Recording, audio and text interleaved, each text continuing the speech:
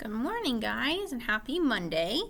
As I talked about on Thursday, our plan for today is to kind of finish where we had started on the new unit. We're going to do a little bit more, and then what I have for you is a 1V math, which Brooklyn, you've already done, so you don't have to worry about it. This V math will be the first grade of second quarter. And so if you don't finish it today, it's not a big deal at all. You guys know how flexible I am. This unit, anything related to Unit 8, will go into second quarter, so I don't want you to stress about it. So if you don't get it done, don't worry about it. If you need help, that's fine too. Again, don't worry. We'll get this done. It's not even for a first quarter grade. So I'm just going to start with reviewing what we had talked about on Thursday. Our new unit is all about negative numbers. And so we started with lesson 8.1, and it was called negatives and opposites. And so our goal today is to finish writing all of the opposites on number lines to make it a mirror image, which is what Landon kind of explained to us on Thursday, which I really liked that language of mirror image. It's also called symmetric. Those two go hand in hand. So on your papers on Thursday, what we had written down was that numbers that appear to the left of the zero, these are called negative numbers. Kind of just looks like the normal number and a little minus sign in front. Then we wrote fractions and decimal numbers can be negative numbers as well. When the numbers only include positive whole numbers, their opposites, and zeros, these are all called integers. Now, probably in maybe a week and a half, we're going to have a little vocabulary quiz or questions. It's open note, and you don't have to stress, it's still a week and a half away. But some of these bolded words that you can see on my screen that I'd asked you to write down, like integers, opposites, negative numbers, we wrote down positive whole numbers. Those are all things that are going to be popping up on our vocabulary quiz in about a week and a half. Just to give you a little fair warning, that's going to be coming up. Then we talked about what are the opposites. And the opposites of a positive or a normal looking number is a negative. So it looks like the normal number, but with a minus sign in front. And on Thursday, we didn't get very far. We had example 1, you drew this number line, and on this number line, we had the positive, so on the right-hand side of 0, these are positive numbers. On the left, these are negative. And what we did on Thursday was we filled in those opposites. The opposite of a positive 1 was a negative 1. Opposite of positive 2 is negative 2. Opposite of positive 3 was negative 3. Opposite of 4 is negative 4. And opposite of 5 is negative 5. So the rest of this part of the lesson is going to be doing something similar. I kind of briefly introduced this to you on Thursday as your warm-up, so hopefully it's bringing back some memories. I accidentally wrote the same number line. Oopsies. So then let's go down here. Let's call this example 2. So on your paper, I want you, this should be the same paper from Thursday. I asked you to keep that, don't lose it. On your paper from Thursday, I want you to write example 2. You don't have to write the directions, but you can just write example 2. And then I want you to draw this number line.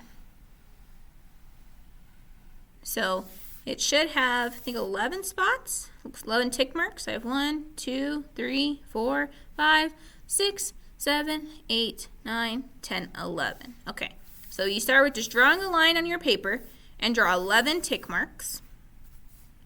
On the right-hand side of 0, remember these are the positive numbers.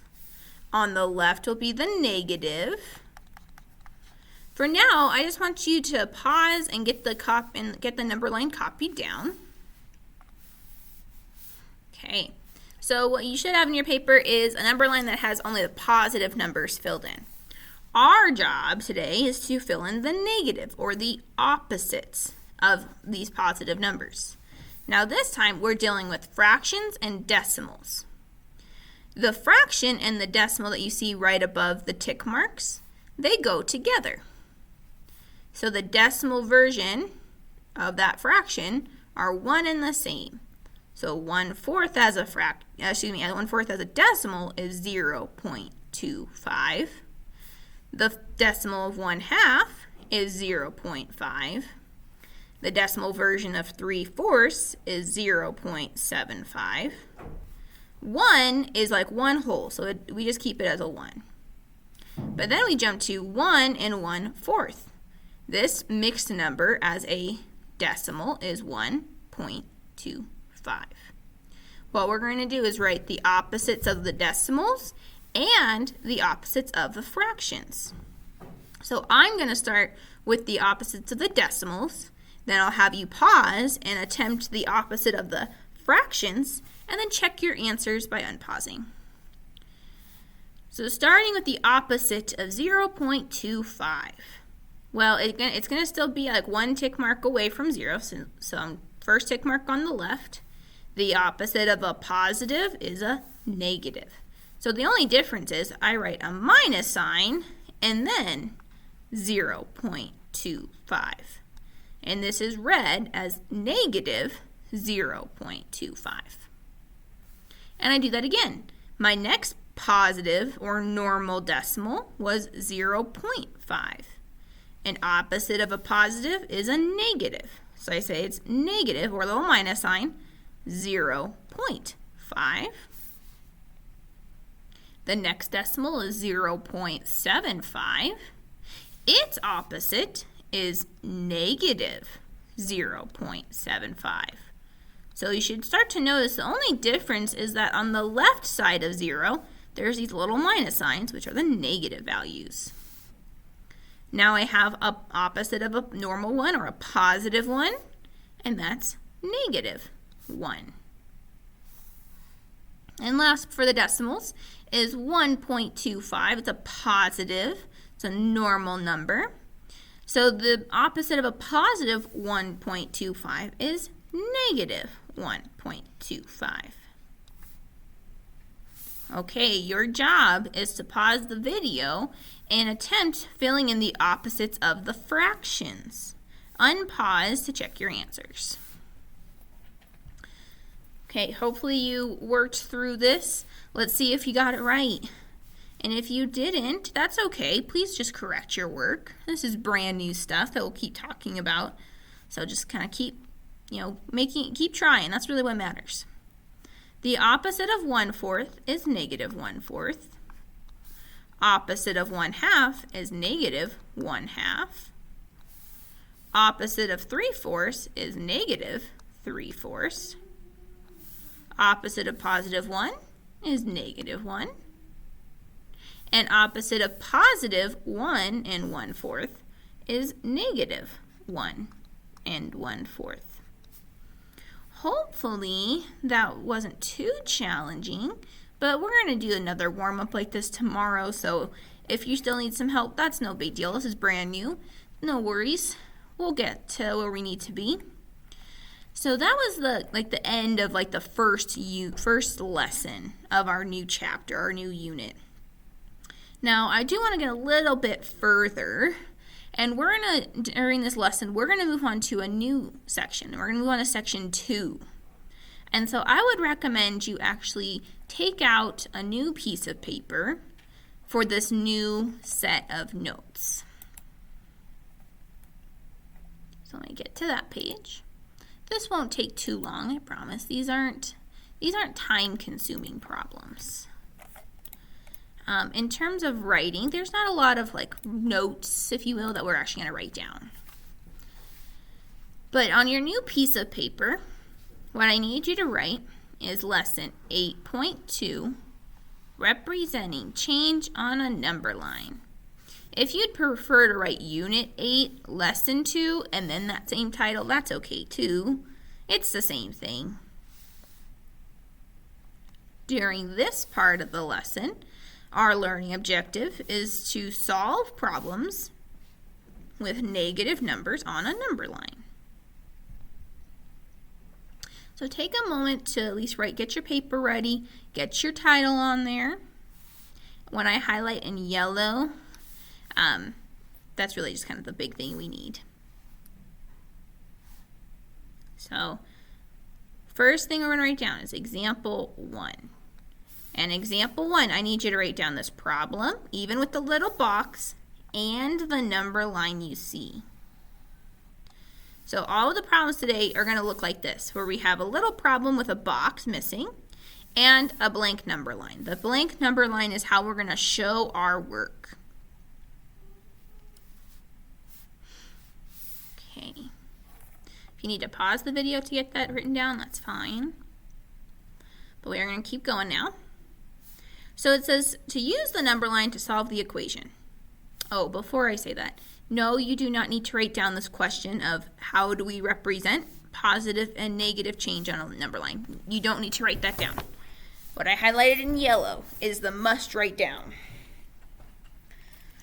Okay, sorry about that. So now back to the actual question. We have 20 plus a box equals 30. Our goal is to fill in what number is going to fit in this box. Well, the reason we have a number line is because we're going to actually see, what do we do to get here? Now, some of you might be able to just logically think through this and say, well, 20 plus, you might know this number, equals 30. But I want to show you on a number line because soon, hint, and later in this lesson, these aren't going to just be nice positive numbers. We're going to start working with some negatives. So let me show you how this works. The 20, and I want you to write this, draw a little arrow pointing to the number 20. I want you to write start here. This is on our number line is where we're going to put our pencil first. Then, on the other side of the equals where it says 30, I want you to draw an arrow pointing at that number, and I want you to write end here. And then finally, with that box, I want you to draw an arrow, and I want you to say the number of jumps. And that might not make sense yet, and that's okay because we haven't shown our work. But this is how we're going to kind of work through these problems to show work. So if you need to pause the video to write that down, please do so. Okay, so following these arrows, it says start here, and we're pointing at the number 20. So what I want you to do is on your number line, above 20, I want you to draw a dot. Then I want you to go find where we end, which is 30 on your number line, and draw another dot.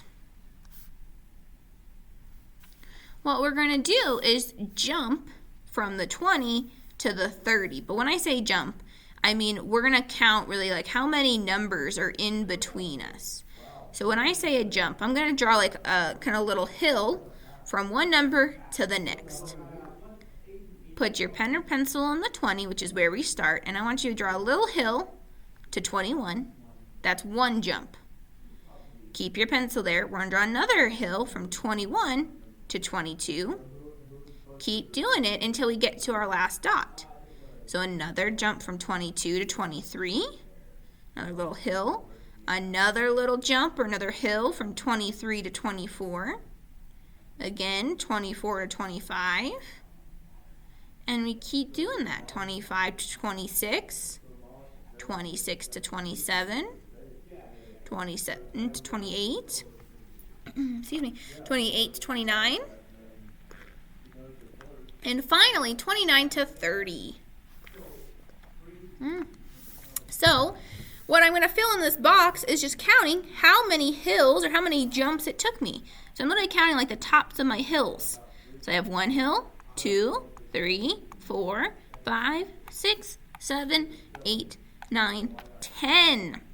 So in my box, I'm going to fill in 10. It took me 10 jumps from 20 to get to 30. This is our first introduction to an equation. we're going to just do more like this. All of our problems today just involve number lines and these jumps. So we can do this. I should say, let me see, this plus, I'm sorry to add this later. I just kind of thought about that. This plus means we move right on the number line. That just tells us how we're like jumping versus jumping backwards. Let's try example 2. So what I highlight in yellow is your must write downs. So example 2, like actually those words need to be written down. The problem, 40 minus a box equals 35, needs to be written down. And the number line needs to be written down. Just like example 1, some of you might be able to know what goes in this box. You might be able to like, oh, 40 minus, I know that number is 35. And that's okay. Some of these problems you will be able to do in your mind. But I still want you to show the work on the number line because it's going to help us kind of get the hang of how to show our work when I can't do that in my head.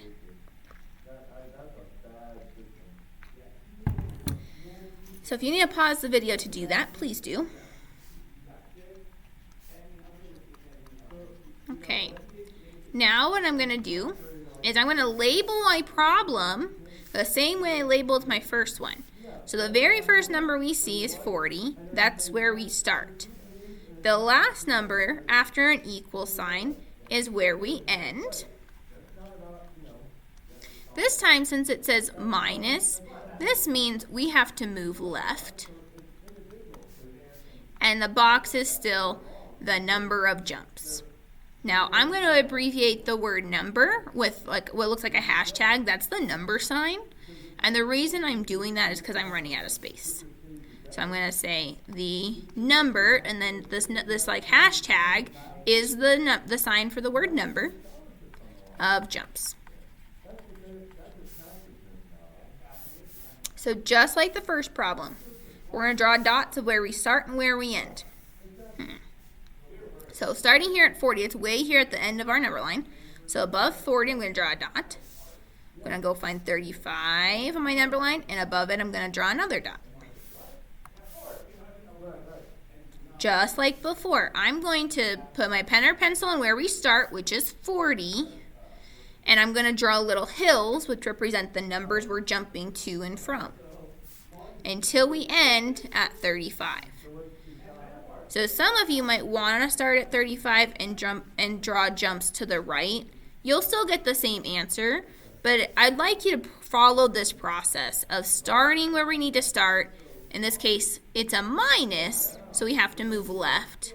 This will matter later on in our chapter.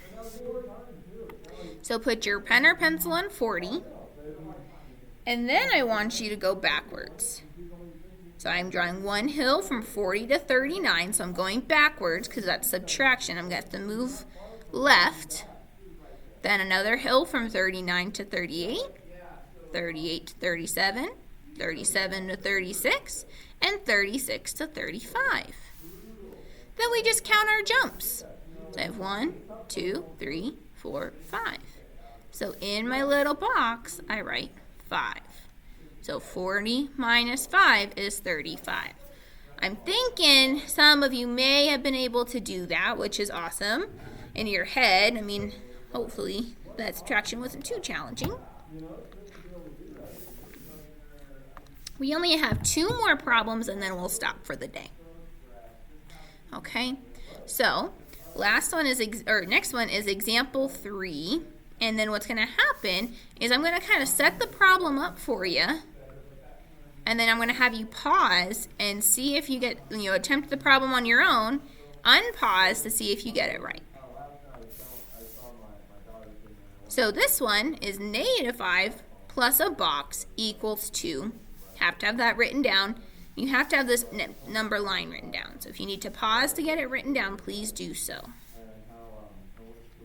I'm going to start abbreviating.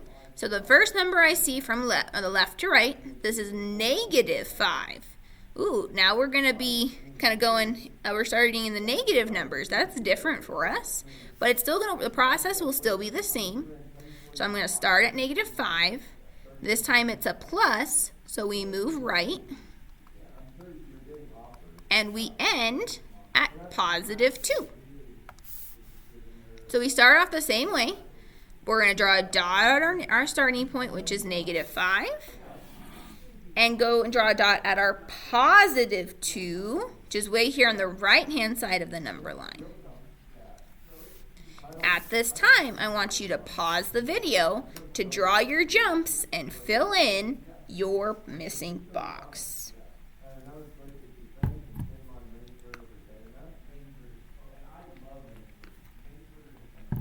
Okay, let's see how you did. So we're starting at -5, and I have to jump all the way to +2. So I'm going to start by showing my jumps from each number. -5 to -4, -4 to -3, -2, -3 to -2, and keep drawing my jumps. Those are really big jumps I just drew. Until I stop at +2. Now I'm just going to fill in, how many jumps. I'm just going to count. 1, 2, 3, 4, 5, 6, 7. It took me 7 jumps to get to +2. If you made a mistake, correct it. If you got it right, congratulations. That's awesome. That means you're starting to, be able to show your work with negative numbers, and that's great. That's setting you up for success for as we move on through our class. Okay, we have one problem left. This one is going to be all you guys. The only thing I'm going to do is kind of write down, what number you start at and what direction we're jumping in. So again, what I highlight in yellow is the must write downs for you. This is example 4. Draw the number line, and here's our problem. 4 minus box equals -2. Okay, I'm still going to just kind of write this down, and then I'll have you pause and attempt this problem all on your own. 4, this is a +4, is where you start. Because I'm subtracting, I want you to move left. That means you're jumping back. And you need to end at -2. Now it's all you. You got to draw your starting and ending dots and your jumps and count your jumps. Please pause the video to attempt this.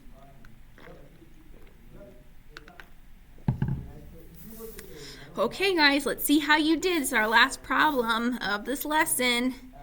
So it says we start at +4. So you should have had a dot way here kind of towards the end of our number line at the positive or normal looking 4. It says ending at -2. So you should have a dot over on the left side of -2. And we're just going backwards. So it's move left. So you should have put your pen or pencil on 4. And you're jumping backwards. We're drawing jumps backwards until you stop at -2. And now you just count. So I have 1, 2, 3, 4, 5, 6. It took me 6 jumps backwards or to the left to get to -2. Hopefully this wasn't too bad, but this is still brand new, so it's okay to still feel a little unsure about this stuff. Tomorrow we're just going to practice this more. Our warm-up is all about filling in the number lines and trying to show our work with these problems. The whole point is that we're going to feel so good about our negative numbers by the end of this that hopefully it doesn't scare you too much as you move on to high school math next year. So this is what I want you to do. Aside from Brooklyn, so I'm just going to, sorry Brooklyn, you just finished this, so I feel like I'm excluding you, but you finished it on Thursday. So everyone but Brooklyn,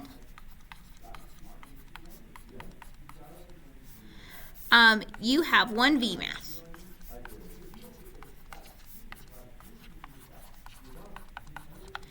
This is not due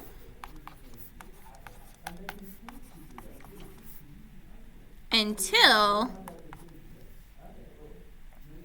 after second quarter ends. Oh goodness, after second quarter starts. I don't know what happened there. I think in my head I started thinking about quarter one and then writing it down. Oops, sorry, I said that wrong. This isn't due until after second quarter starts.